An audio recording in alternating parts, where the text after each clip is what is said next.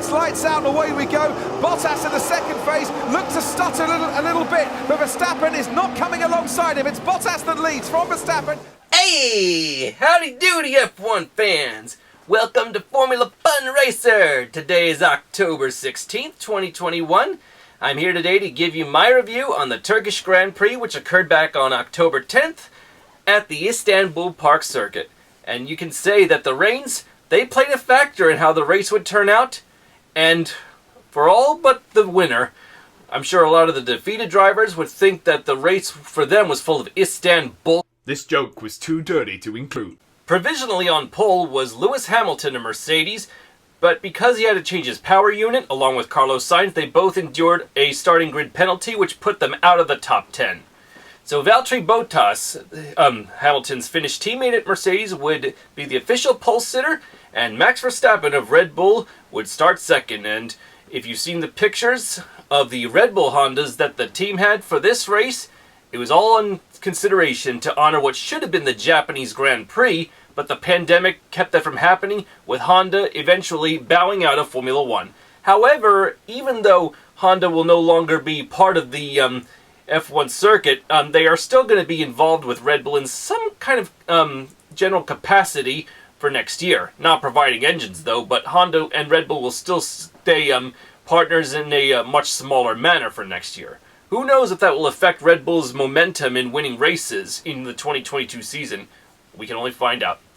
In any case, at the start of the race, at the first corner in fact, it would seem that Pierre Gasly of the AlphaTauri Honda and Fernando Alonso of the Alpine Renault came together, with Fernando Alonso coming out worse. The race would be anything but predictable, as I said, because it would play a factor on the tires. Sebastian Vettel at one point thought of going from intermediates like everyone else to slicks, and right from the very beginning it was not a good strategy, and just one circuit around he came back to the pits to go back on intermediates. Lewis Hamilton, he managed, despite where he started, to finish 5th, but in the end it seems that Valtteri Bottas led all but only 9 laps of the race. The other 9 were led by Charles Leclerc Ferrari, but his tires were not going to hold out for much longer and he had to pit, giving back the lead for the rest of the race to Valtteri Bottas of Finland. So this is what the Flying Finn needs. It's his first victory since the 2020 Russian Grand Prix, and the confidence you could say he needs as he begins to leave Mercedes at the end of the season and go for Alfa Romeo in 2022. Max Verstappen finished second, and his teammate Sergio Perez of Mexico brought the 2 charging Red Bulls home to finish second and third. And now Max Verstappen leads the championship ahead of Lewis Hamilton by just a few points. All right! What's not alright, though, is the fact that today marks the 10th anniversary of the death of Daniel Clive Wheldon, 2-time Indianapolis 500 winner, born of Emberton, England. And I'm sure even now for his wife Susie and his 2 sons Sebastian and Oliver, it is pretty hard to bear. And what I show here is 2 models of the cars that he won the Indy 500 with, and I was at both races that he won. The one here, the Jim Beam Klein Tools, he drove to victory in the 2005 Indianapolis 500, which was also Andretti Autosport's first Indy 500 win as a team owner. Dan Wheldon's first Indy 500 occurred in 2003 with the team, but he ended up flipping over and upside down in the North Chute between turns 3 and 4, but he was okay then. By 2004, he won his first IndyCar race in Japan at the 2004 Indy 300 at Motegi. Eventually, after winning the 2005 Indy 500, he would become the 2005 IndyCar champion. Also, I was present not only did I see Dan Wheldon win at Indianapolis twice, like both times he won, but I also saw him win at Richmond and Nazareth, Pennsylvania in the racetrack's final race before they tore it down, and even now I'm still bummed that the Nazareth Speedway is now no more. But be as it may, Dan Wheldon was a great guy, alright, and that's another reason I bring this up. It is unfortunate that after that multi-car pileup at what should have been the 2011 IndyCar's season finale at the Las Vegas Motor Speedway that the moment he suffered fatal head injuries by going head first into a iron pole that's supposed to be the catch fencing, that's pretty much what did him in. And that, in a way, is kind of why Indy cars and F1s have those halos or Red Bull engineered aero screens nowadays to protect the drivers' heads from getting banged up like that. Just same with Justin Wilson at Pocono in 2015. But still, Dan Wheldon, like, that's also why the present chassis that the Indy cars are drive with from Dallara were nicknamed the DW12 in memory of Dan Wheldon, or at least he was a test driver for the new chassis that was to be unveiled in the 2012 season.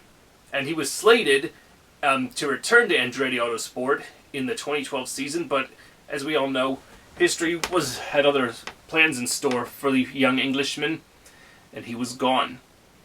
And it's good to know that despite the fact they may have been babies at the time or Oliver wasn't around yet, like both he and his brother Sebastian continue to keep their father's legacy alive by racing go-karts as part of a young drivers program that Michael Andretti is, I believe, training them through. And it's a great thing, too. Now, this car here is what won the 2011 Indy 500, which would also be Dan Wheldon's final IndyCar victory, period. And it's also amazing because not only was I at that race, which was the 100th anniversary of the inaugural running of the Indy 500, which occurred in 2011, but in this race, Dan Wheldon led only one lap the entire race before winning. And that is like a record that shattered a record that's 99 years old. In other words, the winning driver to lead the least amount of laps before winning it. And it's all thanks to a rookie error on J.R. Hildebrand's part, because Hildebrand, as a rookie, could have won the Indy 500 in the final corner, but going around the lapped car of Charlie Kimball, he got out of the groove on the final corner of the final lap, hit the wall, and was limping all the way to the finish line. But Dan Wheldon, who had not led a lap all day, came as a dark horse, just zoomed by to take his second and final Indianapolis 500 win, leading only 600 yards of the entire race. Now, who was it back in 1912 that led the least amount of laps before Dan Wheldon shattered that record? It was Joe Dawson. Yeah, Jack Dawson's long-lost brother, who, while Jack died on the Titanic, a month later his brother Joe would go on to win the Indianapolis 500 in 1912. But as for Dan Wheldon winning with only just less than a lap the entire race, that is a record that is most likely never to be eclipsed again or met. It's going to take a miracle for something like that to occur. So I'd like to say to all the family and close friends of Dan Wheldon, I never forgot about you. You're always cool as ever, Dan. We miss you, we love you, and we are always thankful for what you did for the sport. And I'm always thankful that I was at 4 of the races you won in your career, at Richmond, Nazareth, and the Indianapolis 500. We miss you, Dan Wheldon. And also, I don't know the date on this, but I also wanted to say that back on October 1st, the widow of 1957 Indy 500 winner Sam Hanks, his widow named Alice, just passed away at the age of 95. But despite the fact that she'd been widowed since Sam passed away in 1994, she had been instrumental in being enthusiastic about IndyCar popularity, and she's always been a spokesperson and also even helping women get into IndyCar racing. So glad to see you, Alice, back again with Sam. And Sam, I believe, has the distinction of starting the most Indy 500s before finally winning. 12 tries before finally winning in 1957 and retiring. But he still continued the rest of the season before he retired. So he's the third driver in Indy 500 history after winning the race to retire. The first was Ray Haroon in the inaugural running in 1911, and Gilles de Ferran in 2003, driving for Team Penske. So once again, I like to say, Dan Wheldon, 10 years later, we miss you very much, and the pain is still as hard as it has ever been for us, your family, your friends, and all your fans. We miss you, Dan, and Alice. We miss you, and glad to see her again with Sam. a moment of silence for Dan Wheldon 10 years later and Alice Hanks for now.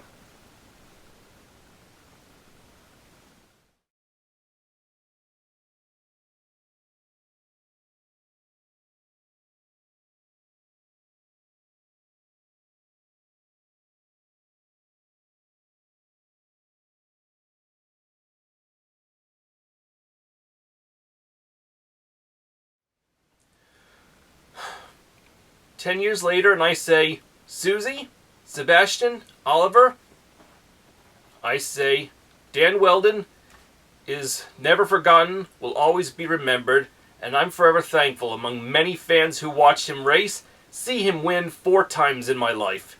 I saw him win at Richmond and Nazareth in 2004, and the Indianapolis 500 in 2005 and 2011, and they were all wonderful events, and I'm forever thankful I got to see him win those times. I'll never forget it. And Sebastian and Oliver, keep your father's legacy alive, and hopefully I'll see you in the Indy cars and maybe the Indianapolis 500 someday, and maybe you'll win it. I hope you do, if you make it that far, but please do. I hope one or both of you will make it. I also like to say to the Hanks family, I'm sorry for your loss for Alice, but I'm sure we're all thankful to the fact that she is once again reunited with her beloved husband, the 1957 Indianapolis 500 winner, Sam Hanks. Godspeed, Alice. Usually I would end my videos, as you saw, that kind, by just fading to black, but I decided to make an exception this time around and end it on a happier note. Leave you with a laugh, because, after all, why do you think this channel is called Formula Pun Racer, huh? And how so? Well, what I'm about to say may not be related to racing, but I said it because of the timing of what's just recently happened. The same day of this year's Turkish Grand Prix, October 10th, is also the birthday of the voice of Princess Ariel from Disney's The Little Mermaid, Jodi Benson. So I like to say, Jodi, happy belated birthday, and I like to say thank you for letting us be part of your world and vice versa with your wonderful singing and voicing Ariel. In fact, I guess you could say, I'm just glad you're not stupid enough to put your hand on a hot stove, because if you did reach out to a fire of that sort, you might be wondering, why does it, what's the word, burn?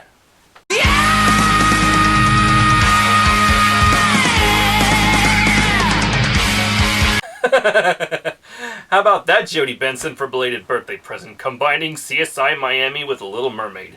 And speaking of Miami, the organizers that are hosting the race there for F1 next May of 2022, they said they're open to hosting IndyCar and NASCAR races in that region as well. It's just a question of making sure the weather is right and the timing is right for IndyCar and or NASCAR if it's possible, because it gets pretty hot, and to do it in the summer may not be ideal because it would be just too unbearable for the drivers, and I agree. Who likes being in hot spots for too long anyway? Anyway, if you're wondering, when does Formula One start up again? October 24th. Grab yourself some Texas toast for the United States Grand Prix. Formula One returns to the Circuit of the Americas in Austin, Texas. Can Max Verstappen hold on to the points lead, or will the Mercedes driver Lewis Hamilton yank it back? But with a power unit change at the last round by Carlos Sainz Jr. with his Ferrari, he may have started in the far back because of a penalty for changing his power unit. The fact that he managed to claw his way all the way up from last place to 8th could mean something for Ferrari. They could stage a comeback, especially with Leclerc finishing 4th in the Turkish Grand Prix. And with Lance Stroll finishing 9th for Aston Martin, can the British team get their groove back and wing it like their logo? Well, we'll soon see what happens. So once again, grab yourself some Texas toast as we wait for the next F1 round in the United States. If you like my videos, please subscribe, click the subscribe button, and hit the notification bell to be notified of future videos by Formula Pun Racer. I hope you like my videos. Please share, subscribe, as I just said, comment. I'd like to hear all your comments. And once again, happy belated birthday to the voice of Princess Ariel, Jodi Benson, and I hope you all are ready for some more racing action to come soon. I'm Aaron Cylinder, firing on all cylinders.